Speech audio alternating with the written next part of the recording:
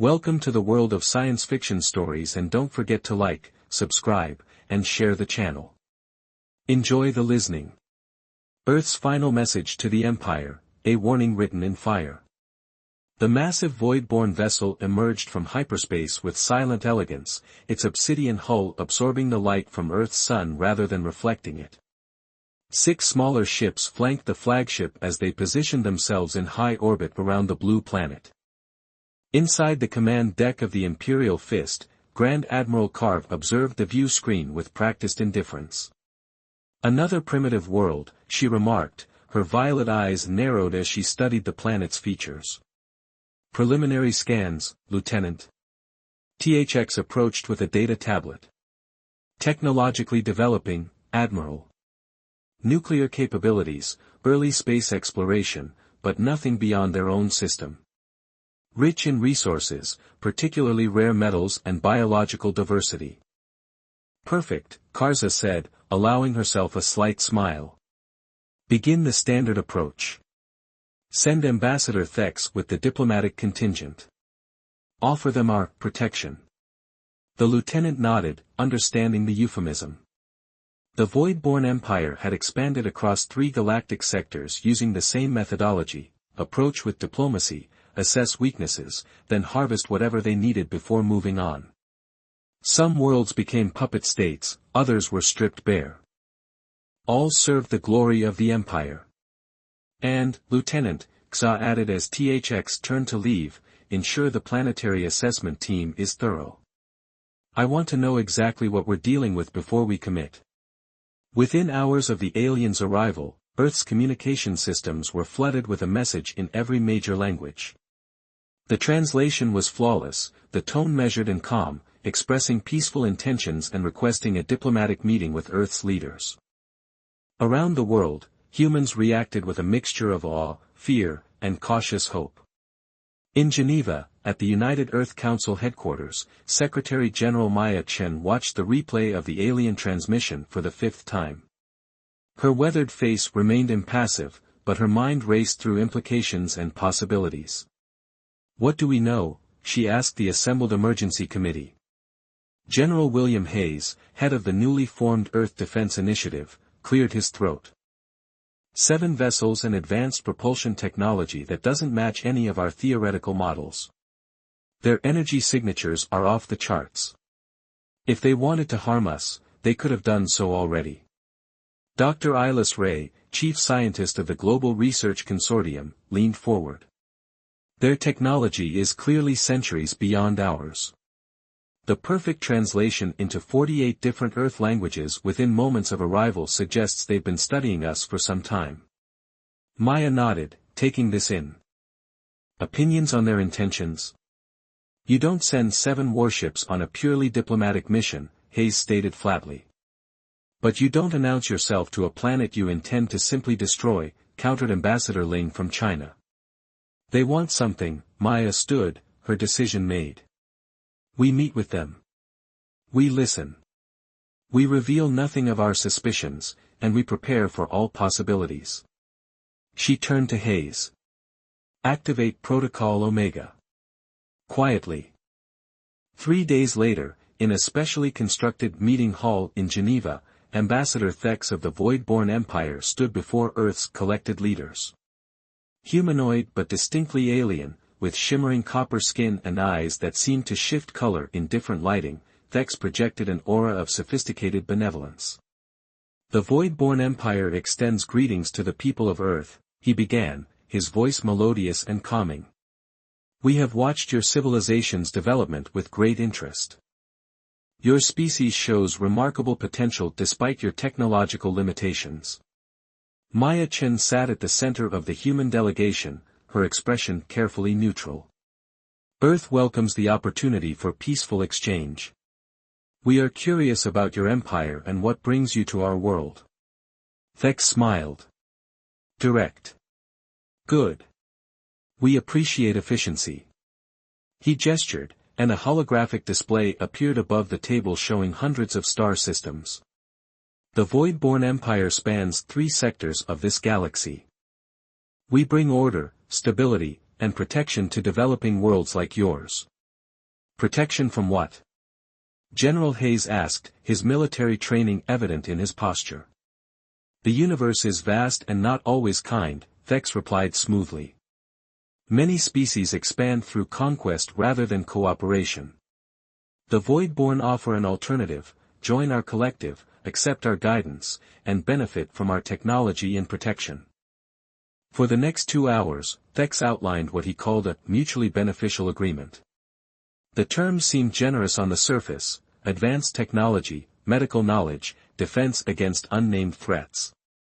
In exchange, Earth would provide reasonable access to its resources and accept Voidborn advisors in key governmental positions. When the meeting concluded, Maya spoke privately with her inner circle. "It's an occupation disguised as an alliance," Hayes said immediately. Maya nodded. "The question is, what happens if we decline their generous offer?" "I doubt they've traveled light years to accept rejection," Dr. Ray noted dryly. "We need time," Maya decided.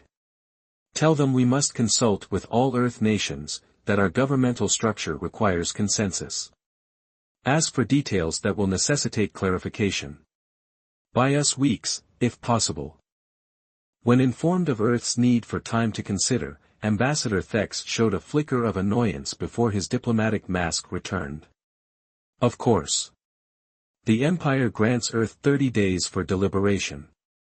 We will remain in orbit to answer questions and demonstrate our technological gifts as a show of good faith."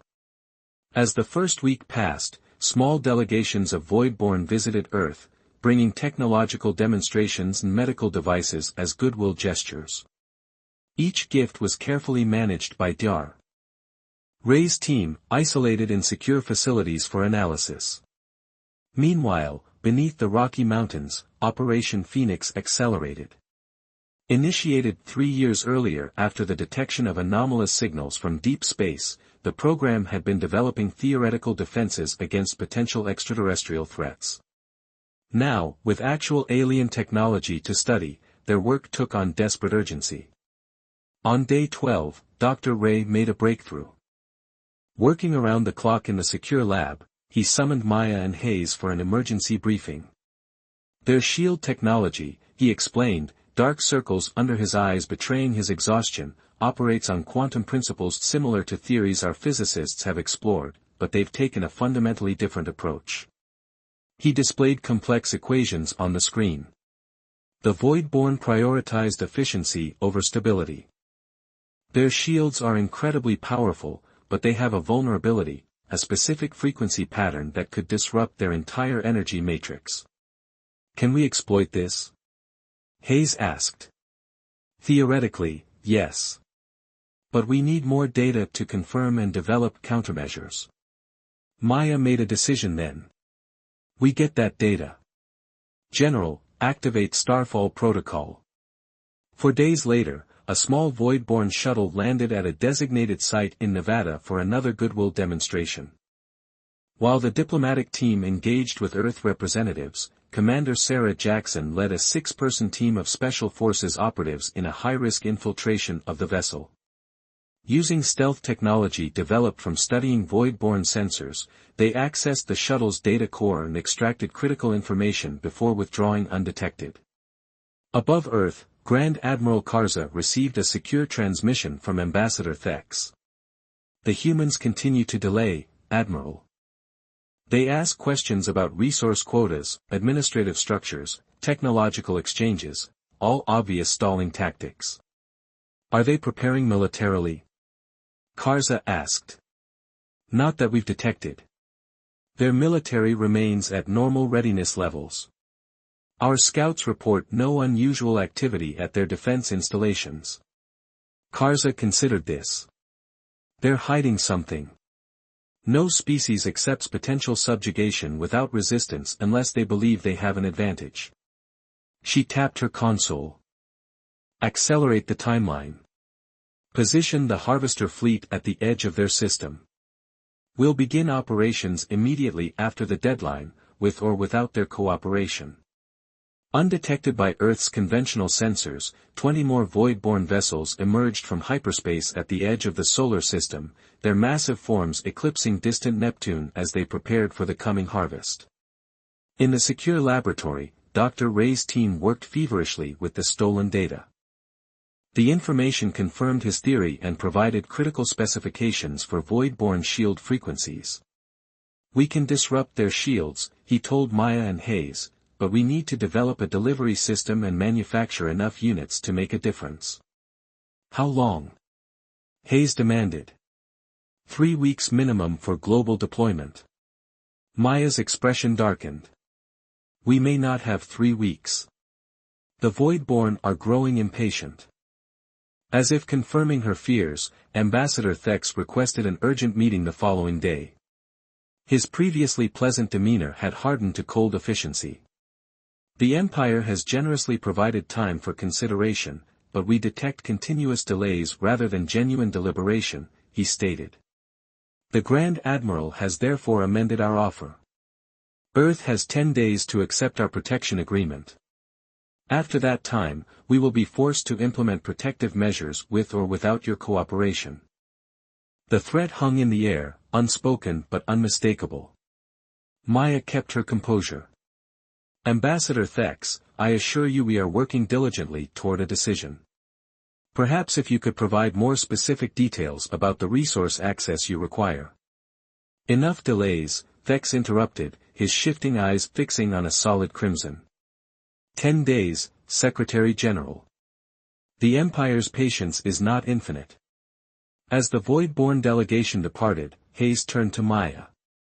"We're out of time." "Then we make time," she replied, her voice steel. "Activate all Phoenix sites.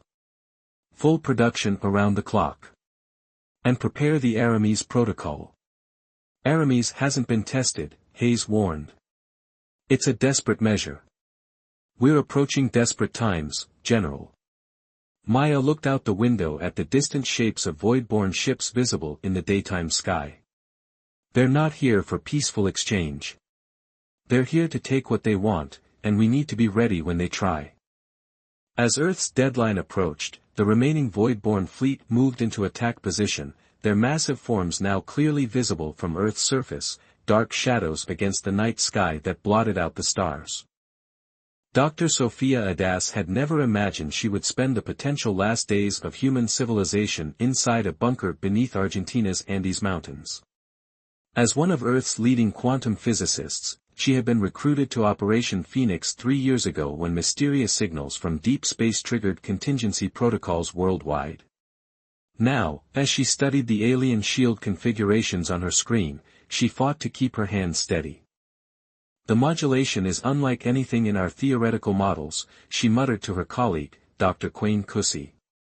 "They've unified quantum fields in ways we only speculated were possible," Quayne nodded, his eyes never leaving his own calculations. "But their efficiency comes at a cost." He highlighted a sequence of energy fluctuations. "These resonance patterns.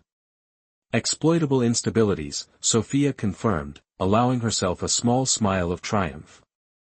"If we can generate a counter-frequency at precisely these intervals." Their conversation was interrupted as Commander Sarah Jackson entered the lab, still wearing the tactical gear from her latest mission. Her face was etched with exhaustion, but her eyes burned with intensity. "Tell me you have something," she said without preamble. "We've lost contact with our infiltration team on the orbital platform." Sophia straightened. "We do.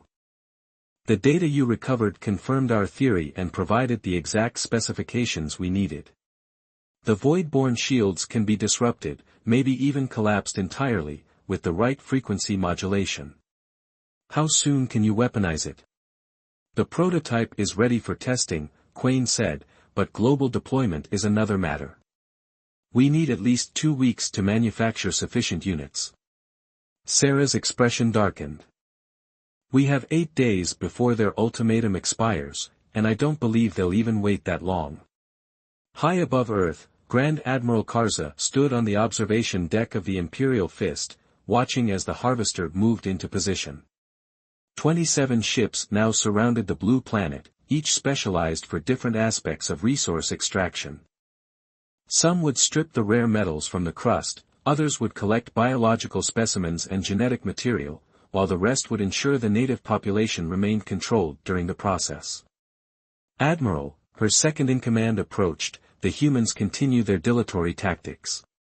Ambassador Thex reports them requesting extensions and clarifications. Karza didn't turn from the viewport. They suspect our true intentions. No matter. The harvesters are positioned, and our ground forces are prepared. Have we detected any meaningful defensive preparations? Minor military movements, but nothing that poses a threat to our technology. Their most advanced weapons couldn't penetrate even our scout ship shields. Karza nodded slowly. Complacency has been the downfall of many commanders, Subcommander Vex. Increase surveillance. I want to know what they're hiding. On Earth, in a secure conference room deep beneath Geneva, Secretary-General Maya Chen addressed the Emergency Council via holographic projection. Representatives from every major nation listened as she outlined what they now knew about the Voidborn, thanks to Commander Jackson's team and the data they'd recovered. We now understand what we're facing, Maya said gravely. The Voidborn are not diplomats or allies. They are harvesters. They've done this to at least 17 other civilizations across their expansion zone.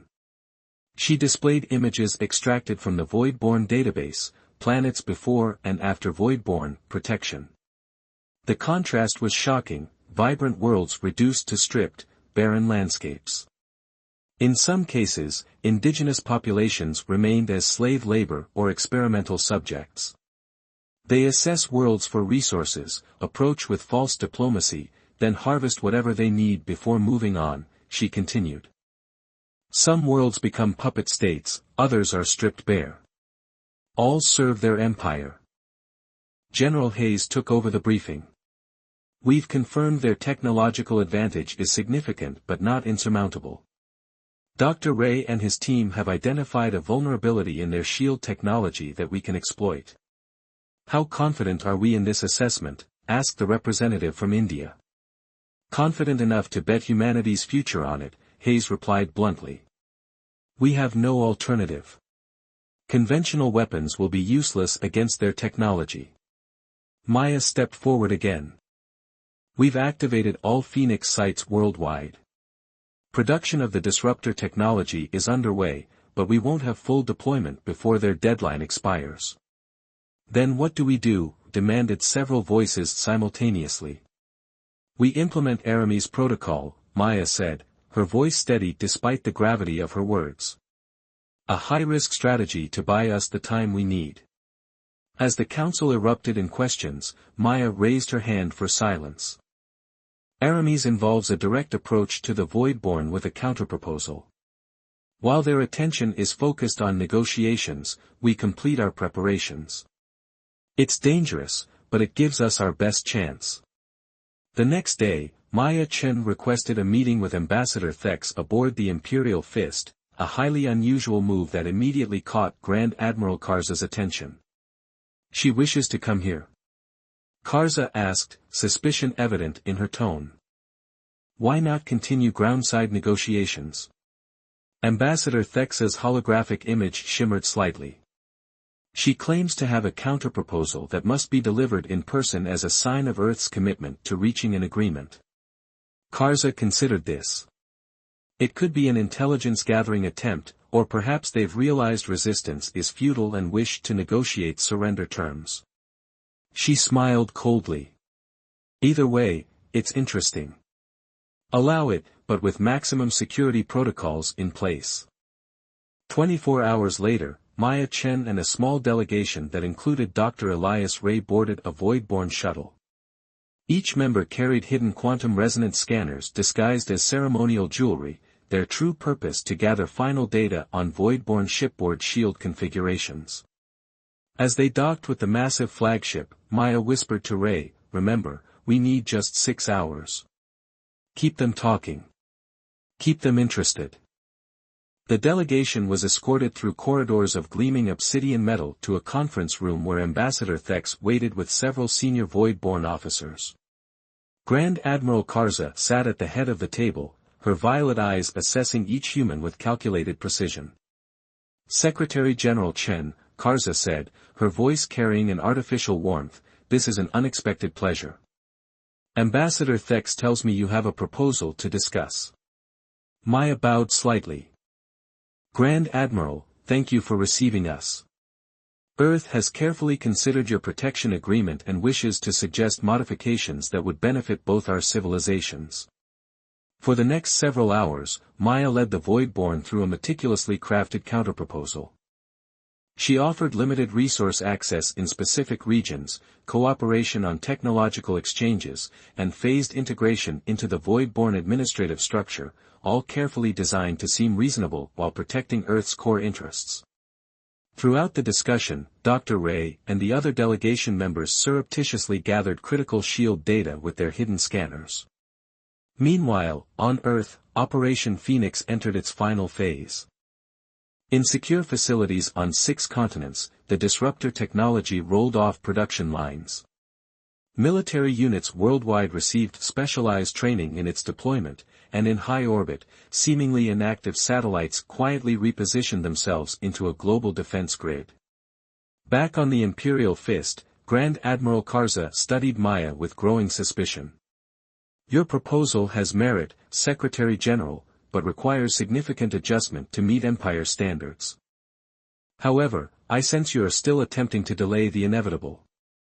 Maya met her gaze without flinching. "Not delay, Admiral.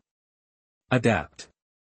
Earth wishes to join the Voidborn Collective under terms that preserve our unique attributes while serving your interests." Karza's patience finally expired. "Enough games." She rose to her full height, towering over the seated humans. "The Empire does not negotiate with developing worlds. We dictate terms. Your planet has valuable resources we require. Your people will either serve the Empire or be removed. Those are the only options." Maya stood as well, her dignity undiminished by the height difference. "Then there's nothing more to discuss, Admiral. Earth rejects your terms and will defend itself against aggression." Karza laughed, a sound like breaking glass. "Defend? With what? Your primitive nuclear weapons? Your chemical propellants and projectiles?" She gestured to a view screen showing Earth. "Even now, our harvester fleet moves into final position. Within hours, the extraction begins. Your defiance is meaningless." "Perhaps," Maya said calmly, "or perhaps you've underestimated humanity." Karza signaled her guards. "Return them to Earth. They should witness what happens to worlds that defy the Empire."